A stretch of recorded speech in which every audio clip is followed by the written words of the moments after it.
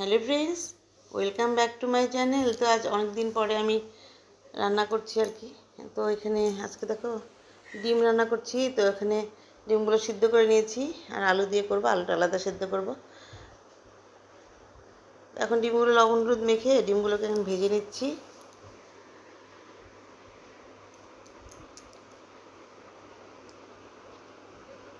এইভাবে সব ডিমগুলো দিয়ে দিচ্ছি, দিয়ে এর সাথে আমি আলুগুলো দিয়ে দিব। আলুগুলো আলাদা সিদ্ধ করে নিয়েছিলাম, এটা কুকারে প্রেশার কুকারে সিদ্ধ করেছিলাম আলুটা।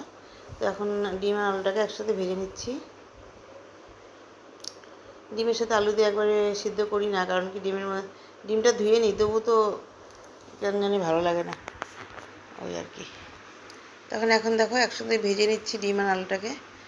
ভেজে নিয়ে এখন উঠিয়ে নিচ্ছি।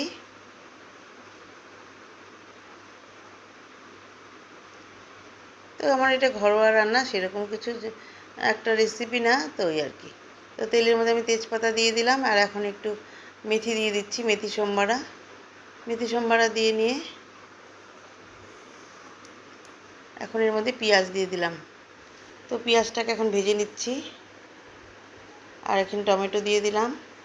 তো পেঁয়াজ আর টমেটোকে একসঙ্গে ভেজে নিয়ে এখন এর মধ্যে একটু আদা আর কাঁচা লঙ্কা পেস্ট দিয়ে দিলাম, দিয়ে দেখো এখন ভেজে নিচ্ছি। তো মশলাটা কষে গেছে, এখন একটু লবণ হলুদ দিয়ে দিলাম। লবণ হলুদ দিয়ে এখন একটু জিরে গুঁড়ো ধনে গুঁড়ো দিয়ে দেবো, একটু লঙ্কার গুঁড়ো দিয়ে দিলাম, দিয়ে এখন মশলার সাথে মিশিয়ে নেব। সামান্য একটু জল দিব এখন। একদম আমি বেশি তেল দিই না, যে ওইটুকুন তেলই রান্না করছি। তো এখন জল দিয়ে দিব।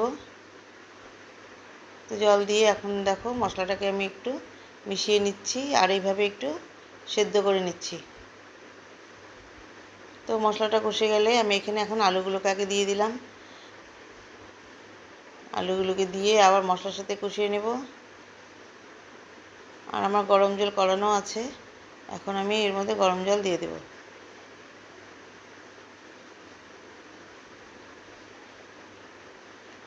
তো এখন গরম জলটা দিয়ে দিলাম, দিয়ে একটু ফুটে উঠলে আমি এর মধ্যে ডিমগুলোকে ছেড়ে দেব।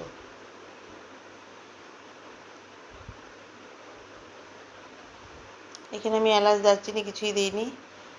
তো এখন এর মধ্যে ডিমটা দিয়ে দিলাম, দিয়ে এইভাবে ফুটিয়ে নিয়ে আর একটু কষে গেলে আমি ডিমটাকে নামিয়ে নেব। এইভাবে আমার বন্ধুরা ডিমটা রান্না হয়ে গেল।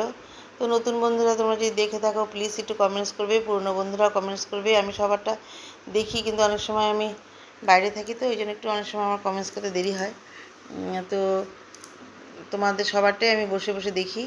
তো এইভাবে আমার রান্নাটা হয়ে গেল। আর তোমরা সবাই যেন ভালো থাকো, সুস্থ থাকো। নমস্কার।